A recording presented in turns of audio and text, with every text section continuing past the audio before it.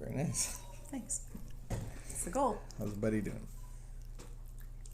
Oh, by the way, did I mention I'm going kayaking this afternoon? A little kayak journey? Yeah. Whereabouts? Petrie.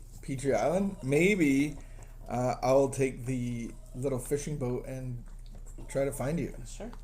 and give you some weight You can't find us. to give We're you something sneaky. to be excited about. You're sneaky. All right. Word power. Word power. Word power. Okay. September 3rd. It is the 3rd today. His butt is going to fall. I know. What's he doing? I don't know. It's backing up. He's really needy. All right. This is anonymous quote. Okay. Anonymous. It's a hard word to say. Anonymous. I know I'm controlling, but so is my husband. Possibly more controlling than I am. Each time I set out to leave him, each time I start to walk away, he knew exactly what to say to pull me back in. And he knew I'd respond. He knew how to say exactly what I needed to hear to keep me where he wanted me. He knew what he was doing, and he knew what I would do. I know, because after we began recovering, he told me so. I think most people have no clue about that dance, but that is the dance. That's the dance. Some of us are so vulnerable to words. A well-timed "I love you," a chosen moment for "I'm sorry," an excuse delivered in the right tone of voice, a pat on the head or on the bum, a dozen roses, a kiss, a greeting card, a few words that promise love that has yet to be delivered can spin us into denial. Sometimes it can keep us denying that we are being lied to, mistreated, or abused. There are those who deliberately set out to sway us, to control and manipulate us through cheap talk. They know they fully understand our vulnerability to a few well-timed words. Break through your naivety. They know what they're doing. They understand their impact on us. We know not to give such power to words, even though the words may just be what we want to hear or need to hear, even though they sound good, even though the words seem to stop pain. Sooner or later, we will come to realize that if behavior doesn't match a person's words, we are allowing ourselves to be controlled, manipulated, deceived. Sooner or later, we will come to realize that talk is cheap, unless the person's behavior matches it. We can come to demand congruency in the behavior and the words of those around us. We can learn not to be manipulated or swayed by cheap talk. We cannot control what others do, but we can choose our own behaviors and our own course of action. We do not have to let cheap, well-timed talk control us, even if the words we hear are exactly what we want to hear to stop our pain. Prayer for today. Today, I will let go of my vulnerability to words. God, help me trust myself to know the truth, even when I am being deceived. Help me cherish those relationships where there is congruency. Help me believe I deserve congruency and truth in the behavior and the words of those I care about. Amen. What did that sentence say? Oh, help me cherish. Yes. Cherish. So congruency means In line. yes. Actions match the That they talk. match. The talk matches Yes. the actions, and then it's not cheap talk. Dr. Phil, which I don't quote Dr. Phil very often, but Dr. Phil says when someone shows you what they believe or how they feel with their actions, believe them. You don't need a whole lot of words. And I think most people aren't ill-willed and aren't trying to spin you around in circles or us around in circles. I know that there are people that manipulate and go about their business to destroy and divide. But I think most people aren't ill-willed and they have no clue what they're doing, and they're just in patterns and of unhealthy behavior. And I remember once going on a 3-day bender and spent all sorts of money, and there was a trail of whatever, and I came home, and I remember I just was like, I don't know what happened, and this, I tried to minimize it, and you said like you were methodically plotting your whole bender. And the reality is, I didn't. I had the first drink, and then I had no clue what I was doing. Right. I was powerless to be able to choose. But that doesn't matter. But it looks like I made this elaborate plan Right. to go and use and But do whatever I wanted, how I wanted. what this is saying, though, is that regardless of your words, regardless of you saying, no, I didn't plan it. No, really, I do love you, and I put you all first, and no, like, it's not going to happen again. The reality is that you proved time and time again that it was going to happen again.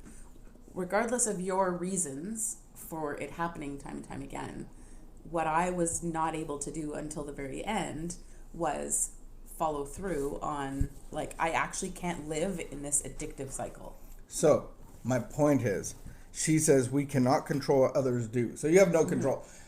And I'm not saying I ill-willed our family, but my addiction took control, and I was powerless on what looked like a methodical, evil plan to destroy our bank account and our family time and it was not a planned thing, but the first drink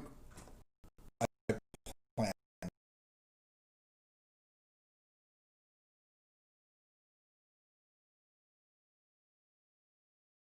choice that I have or that you have, because you kept taking me back, and there's so many people in these positions of codependent addictive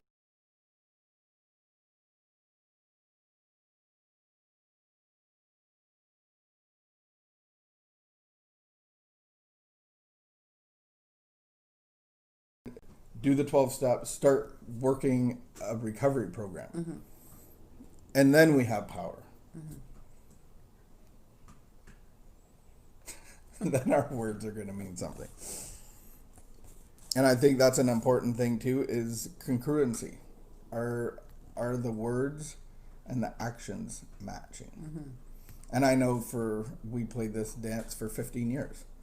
Yep. And I know that the first 10 years was heartfelt sorrow, remorse, guilt.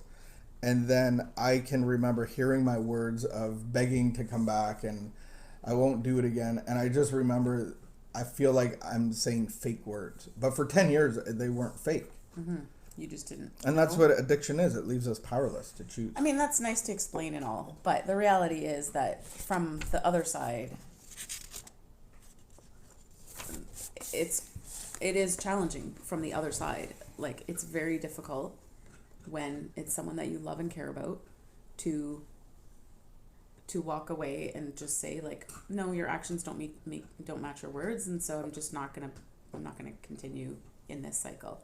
I think in my present day circumstances, where he's being so weird, where I would see this the most right now is in some friendships, and I think that for me, like, learning to be a friend has been, like, interesting, because I could say, like, oh, I really, really like this person, like, oh, I really care about you as a friend, but do my actions, like, match my words? And so there's lots of times where, certain people say I love you super easy. That's not something that I wasn't really the kind of friend that would always say, like, oh, I love you. I have a friend who doesn't have, like, a ton to offer as far as, like, time and, like, resources or anything like that. But she says I love you quickly and easily, and I know that she loves me, and I know that, like, for her, the way that she shows me that she loves me is she literally starts talking about my birthday, like, 2 months before my birthday.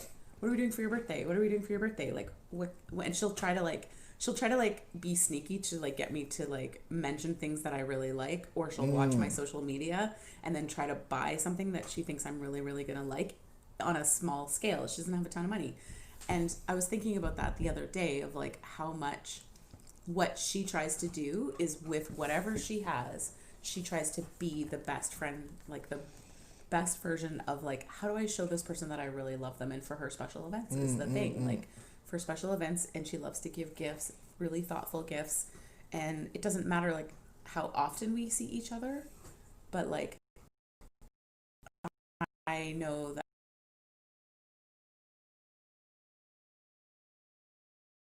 to really be truthful in that relationship of like you're not just someone that I'm going to say I really care about, but like this is a valuable friendship to me. And I think that that's been an interesting learning curve. Like I think that you're someone that doesn't like you don't fake relationship at all. That's not something in present day that you fake. And your way of really showing people that you care about them is to be really honest with people and say hard things. And I think that words like But there's even in this week, there's people that are going off, or there's people that are talking, and I'm just listening, and I know that they don't want to hear what I have to say, and maybe they're in addiction, or they're super unhealthy. And like I don't need to say anything, right. because it's not going to be received, and so I Right. just listen, Yeah. and just say I will pray for you and hope you continue your recovery in this manner, and if you ever need anything, like I know that there are people that just are venting, and I think that's where you've moved from.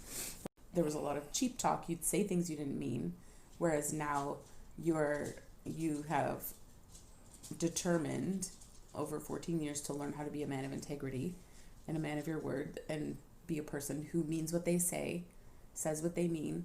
And I think that's a struggle sometimes, like when someone says I love you, like a friend. Maybe guys don't do that, love you, but girls I think can sometimes do that, where they're like, oh, I just love you, we should totally get together for coffee. And you're like, that's not going to happen. Like I know that you're just saying that, and you don't have to say it. And I think I don't mean this in like a negative way. Like it's not that they're a bad person. It's just that I know that they have a really busy life. And then I have this other friend who's like, hey, what are you doing today, tomorrow, the next day? Like, do you have time for coffee?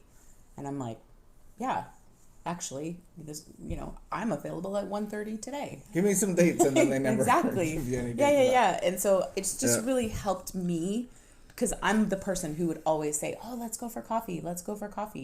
Like, am I really going to carve out time in my schedule to have coffee with this person? I would if I felt like they really wanted to see me and wanted to spend time with me. And I'm the same way. If I really want to spend time with someone, but do I walk around saying things that I don't mean? I think for me, that's where I feel like this. And it's like the prayer is let me let go of my vulnerability to words, not just hearing. And I think like this concept, even with, and what I found with children raising, is that my word is going to be my word, and I had to be very careful, because that's you knew that what I said was going to happen. Yeah. And so there might have been a missed trip to Boston, or on house arrest for a certain amount of time, or whatever, but I knew like that consequences. I remember taking a phone away, and I'm like, that's actually worse for me. Like, you didn't No need video your phone. games. Yeah, When the kids and got it's grounded like from video my games. word is going, but it made me be careful about my words, because I had to follow through with it. And I think even in parent-kid relationships, there can be that codependency of, I'm gonna like all this stuff, and then you never follow through with anything, and so then the kid actually doesn't believe a word you say. He can stomp all over you. He controls you, and so I think that's in that kind of relationship. Do we do that out in bigger relationships? Yeah, I really like this prayer, to let go of my vulnerability to words, and then to trust myself to know the truth even when I am being deceived, and help me cherish those relationships where there is congruity, and help me believe that I deserve congruity and truth in the behavior and words of those I care about. I really like that. Yeah. And I really think that we can learn to be people who, like, I want to be a person of congruity, where my words match up with my actions, and be, integrity, receptive to like hearing when it doesn't. And that's actually like really hard. I've walked through that in the last couple of years of like, hey, this is not really matching up. And then you really have to like eat that humble pie. Do you remember the movie The Help? Mm-hmm. And She feeds the mean white lady a pie, a chocolate pie. It's like her favorite pie. I don't remember that part. And, What was in the pie? Not good the stuff. worst thing possible. Poo in the pie. Poo pot. And the white lady had been like so mean to her, and like when she finds out, you just see it wash over her the reality of like, but I don't know if it washed over her the reality of like she just ate what she deserved. Like I don't know if she actually in that moment realized like Imagine we had to all dealt eat what we deserved. Ugh, or we would watch our words a lot better. right? And I think the more in recovery you get, the more relationship with God you have, then your words actually start to mean more, and you probably use way less of them. Oh my goodness. People like to air out their mouths a lot. It's like, true. man. Anyway. I told somebody I was going. So many. Okay. Sorry. Well, it's just, I feel like it was kind of signifies, like, I told someone I was going kayaking today, and then I said, just to be honest, it involves a lot more floating than paddling, which is, like, actually, it's just like my life right now. It just involves more floating than paddling. And I feel like that's that same thing of, like, when I'm with people, like, can I use less words? Can I just be present? Can I just float and, like, let them be connected? Be and... you know, not feel so rushed to like. There's a lot in that analogy, Miss Vicky. Say so much. Why do I always feel so rushed to say so much? No one wants. You don't want an answer, do you? No, I don't. Not from you. All right. We will. It's Thursday. We will see you tomorrow, Lord willing. Get your coconut miso cream cinnamon